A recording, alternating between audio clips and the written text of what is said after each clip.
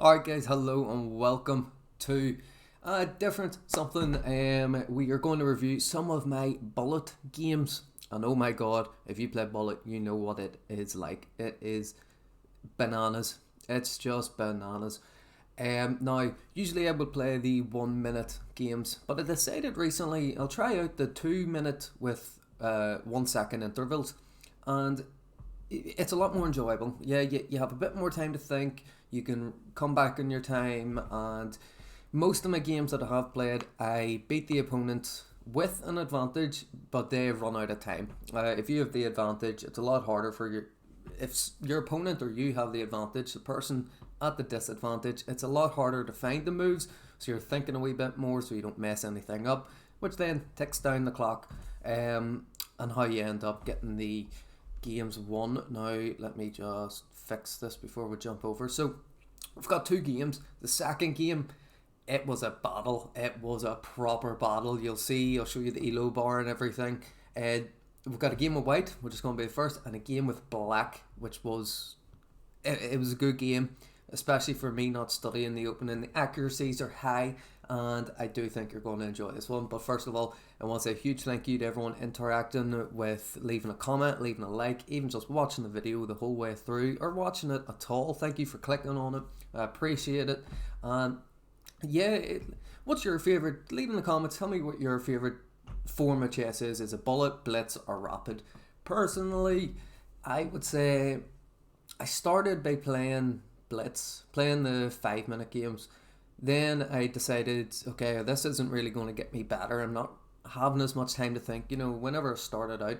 And I decided to go over to rapid, and rapid currently is my highest rating, which usually it does seem like that. Then I would go rapid. I would go rapid, bullet, blitz. No, rapid, blitz, bullet.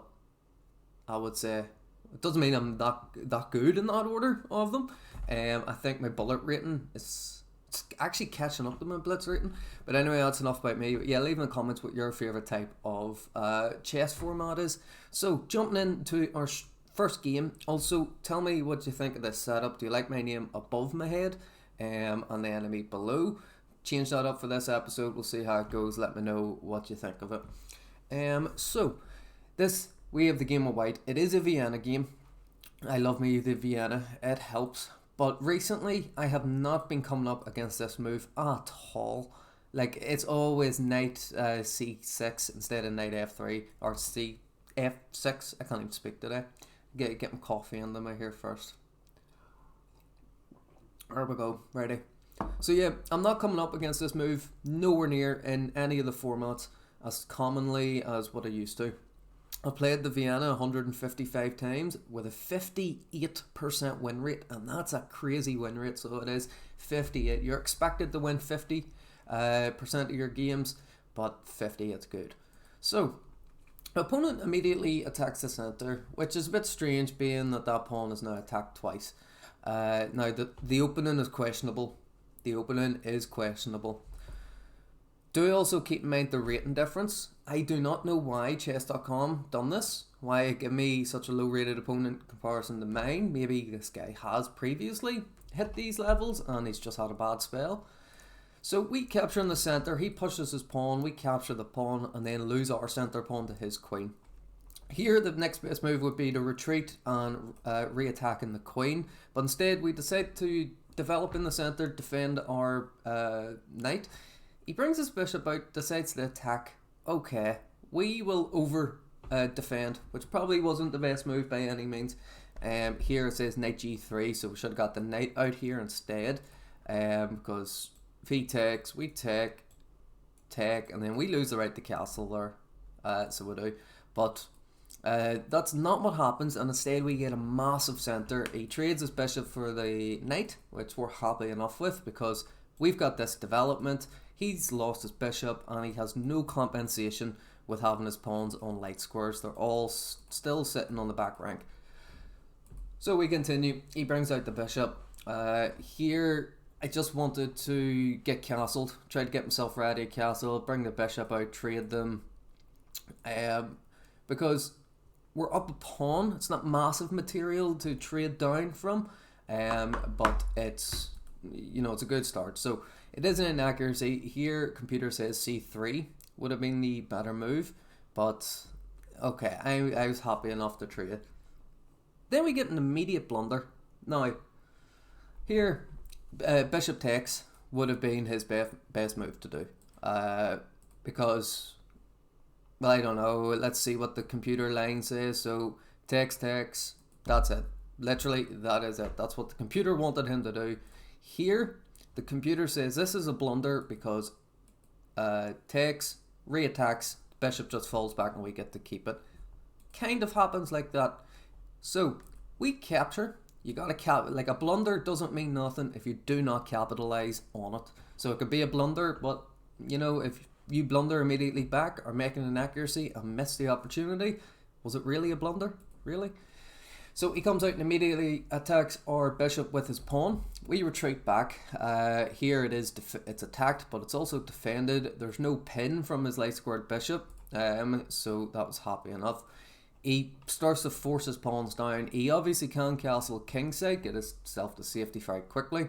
But here we have an immense amount of escape squares, so we do.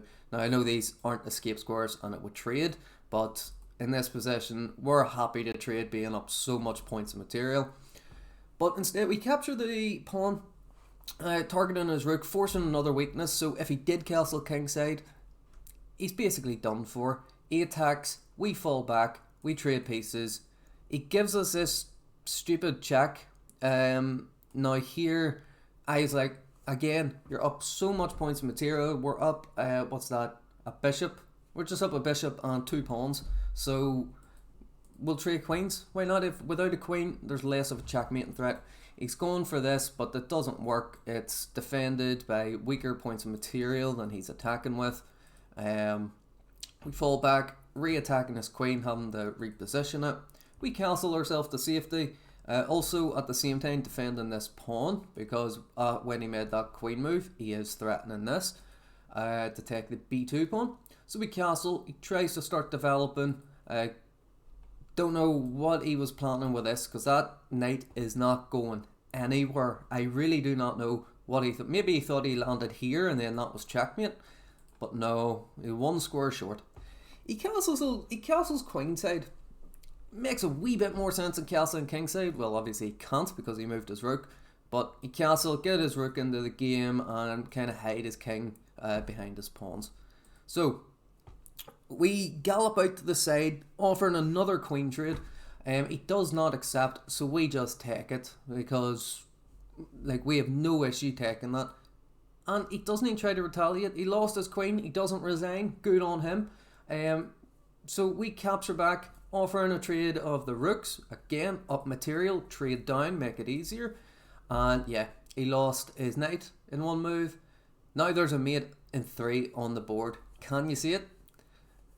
Now, I don't think I've seen the exact mate in 3 that the computer sees at the moment. We'll have a look. So the computer says this rook takes and, well, huh?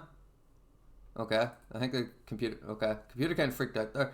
So computer wants this. Oh no, okay, my computer's freaking out. Take and b5.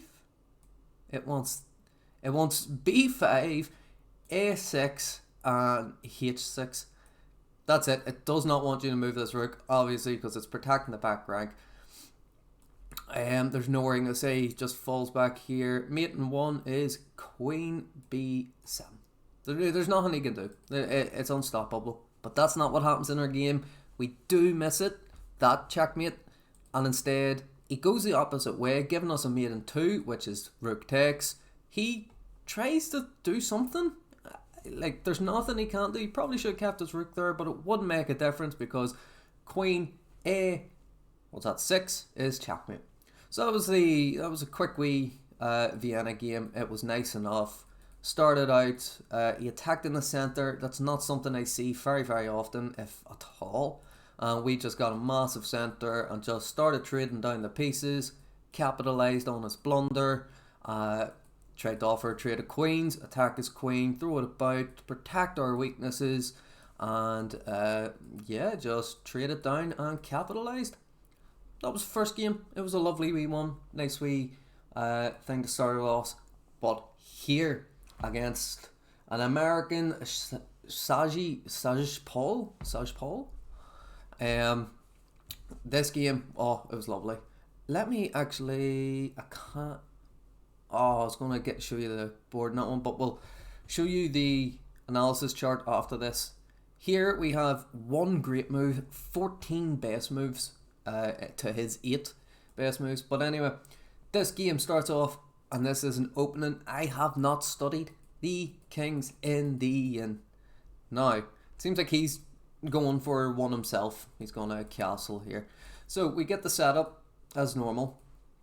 These are all book moves, and this is when it gets out of the book move. This is a Indian game, East Indian Prisporka variation. Yeah, okay.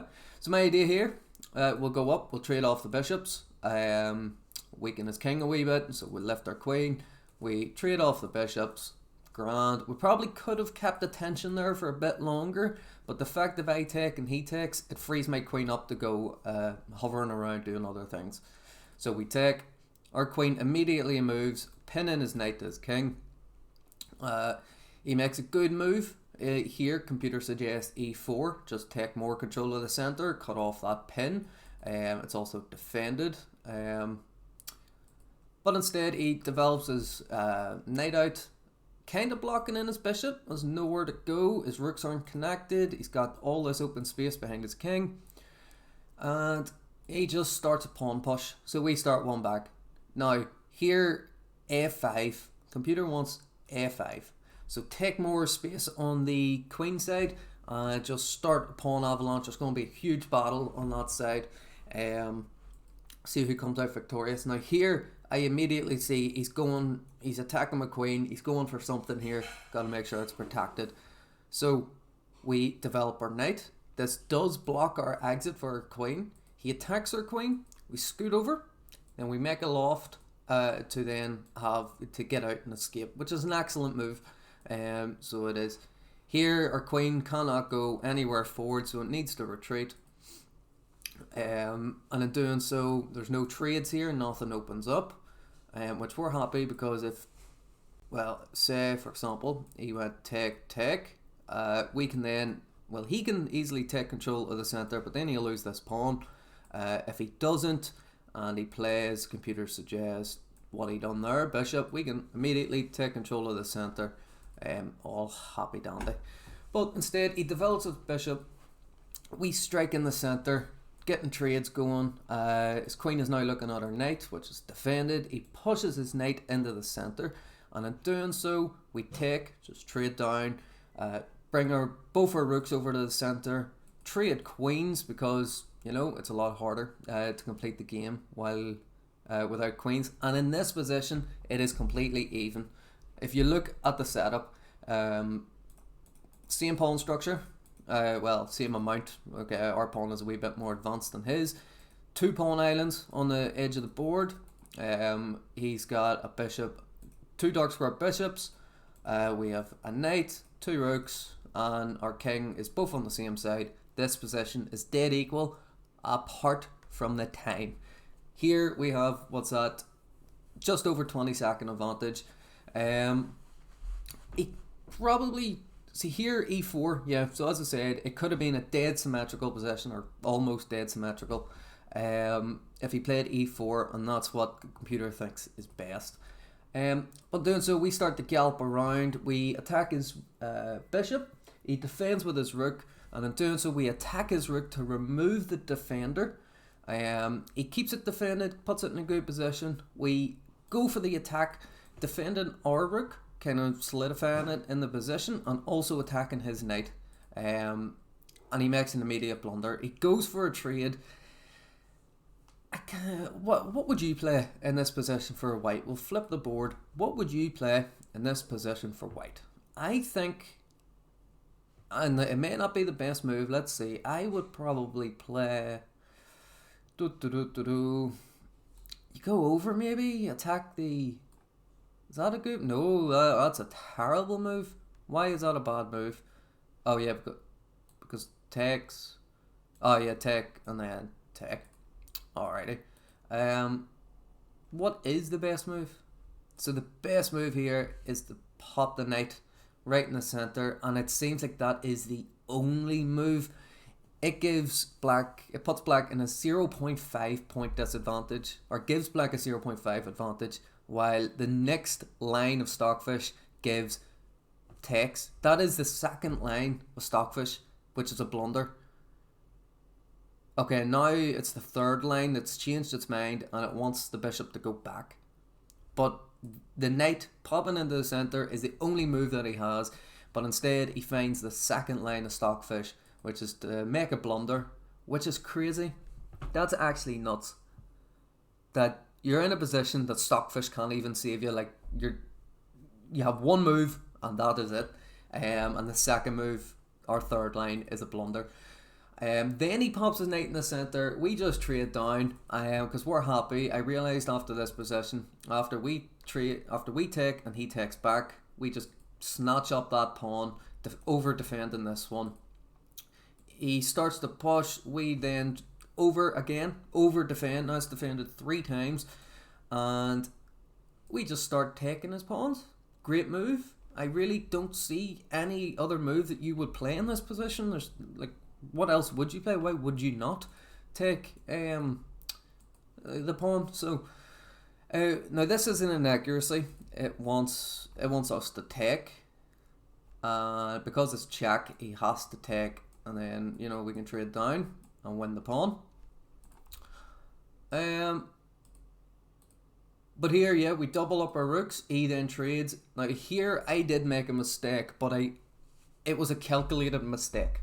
I know that sounds like BS, but it was a calculated mistake. So here, he attacks our rook, which is a blunder. Why is that a blunder? Because we can just take. Okay? But like, he's dead lost in this position. I don't think there's anything Stockfish can do to even find. It wants rook here. It wants rook a2. It wants rook here. It also wants rook b2.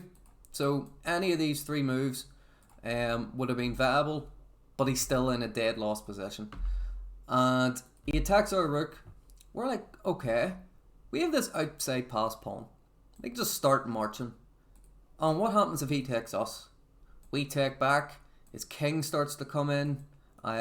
He gets the pawn, but by that time, what happens? Our pawn's already marching. Our pawn is just marching and marching.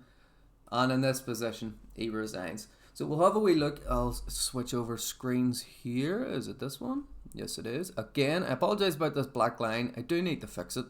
But look how even this position was. He had the advantage for good portions of it. So coming out of the opening, he had a very, very slight advantage. 0.2 advantage. But that's not a big deal. We're at this elo, this time control, it's not a huge deal. Where was his biggest advantage? I think it was there. Is that his biggest? I think so. Yeah. So in this position, this was him, like his peak of this game. And then it kind of just started to go downhill.